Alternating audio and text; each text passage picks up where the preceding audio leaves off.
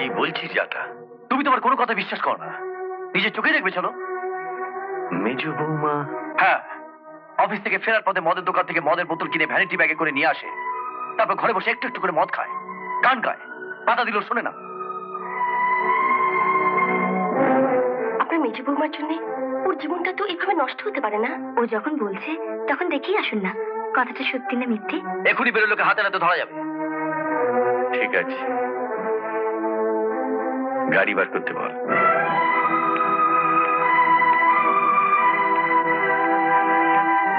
আমাকে একটা director special half দিন না। ডিস হাফ দে।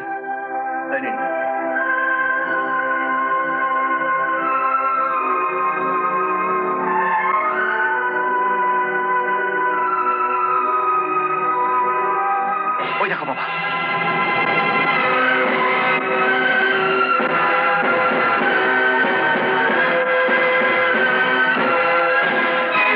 তুমি না বলেছিলে মেজো বউ অন্যায় করলে শাসন করবে?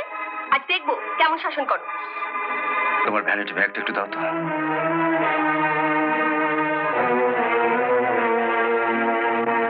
কি হলো? দাও।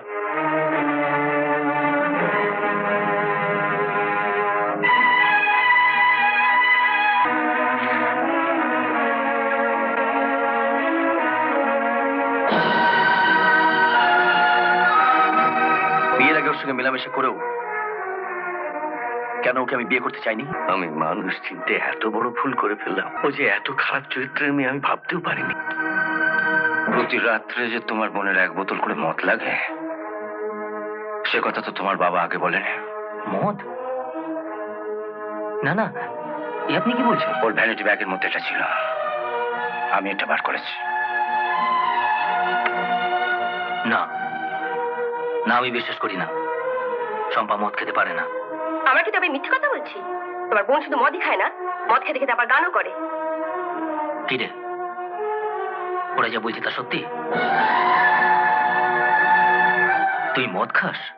ওর ব্যাগে মদের বোতল পাওয়া গেছে, এরপরেও তুমি জানতে চাইছো ও মদ খায় কিনা? ওর ব্যাগের ভেতর থেকে মদের বোতল পাওয়া গেছে বলে এই নয় যে যে ও মদ খায়। ও আমাকে একটা চাকরি পাইয়ে দিয়েছে, তাই ওকে দেবো বলে এই ব্যাগে করে আমি একটা শাড়ি নিয়ে এসেছি। তা আমার ব্যাগ থেকে শাড়ি বেরোলো বলে আপনারা কি বলবেন? মাঝে মধ্যে প্যান্ট শার্ট ছেড়ে আমি শাড়িও পরি। আপনি তো বিচারক ছিলেন, বলুন, এই ব্যাগ থেকে শাড়ি বেরোলে বলে এটাই কি প্রমাণিত হয় যে আমি শাড়িও পরি? বলুন।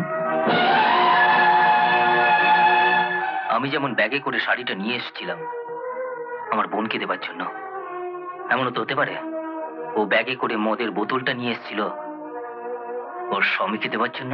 না, ওকে দেবার জন্য কেন আনবো? ওকে মদ খায়? তুই কেন সবার সামনে আমার স্বামীকে ছোট করে দিচ্ছিস? আমি তো এই বিয়ে করতে চাইনি, তোরা কেন জোর করে বড়লোক বাড়ির ছেলের সঙ্গে আমায় বিয়ে দিলি? বল কেন দিলি? খাট বিছানা সোনা দানা এসব দেওয়ার যখন তোদের মুরত ছিল না, তখন কেন এই বাড়ি বউ করে আমাকে পাঠিয়েছিলি? তোরা জানতিস না যাদের টাকা আছে পয়সা আছে তারাই শুধু এই সমাজে ভদ্রলোক?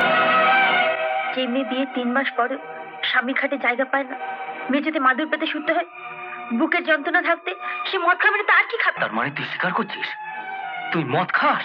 হ্যাঁ, খাই খাই খাই। রোজ রাতে আমার স্বামী ঘুমিয়ে পড়ার পর আমি 1 বোতল করে মদ খাই। তোর লজ্জা করে না তুই আমার সামনে? এটা ভদ্রলোকের বাড়ি, ওকে মারতে হয় বাড়িতে নিয়ে গিয়ে মারো। ওঠ ওঠ, চল বাড়ি চল চল। অনেক রাত হয়ে গেছে, এত রাত্রে কেউ বাড়ি থেকে কুকুর বেড়াল কেউ তাড়ায় না। তুমি কাল সকালে এসে ওকে নিয়ে যাও। ভোরবেলায় উঠে ওর মুখ যেন আমাকে না দেখতে হয়।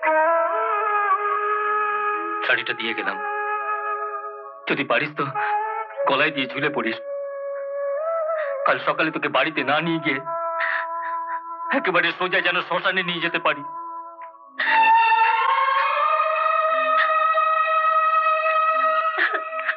নাও এটা ধরো, নাহলে রাতে খাবে কি?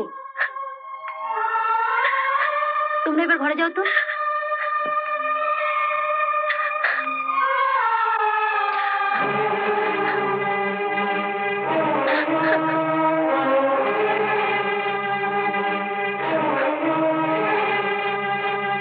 মেজ বৌদি, আমি জানি না মদ খেলে সত্যি সত্যি বুকের যন্ত্রণা কমে কিনা। এতদিন তো খাওনি, পারলে আজ এক গ্লাস খেয়ে নিও।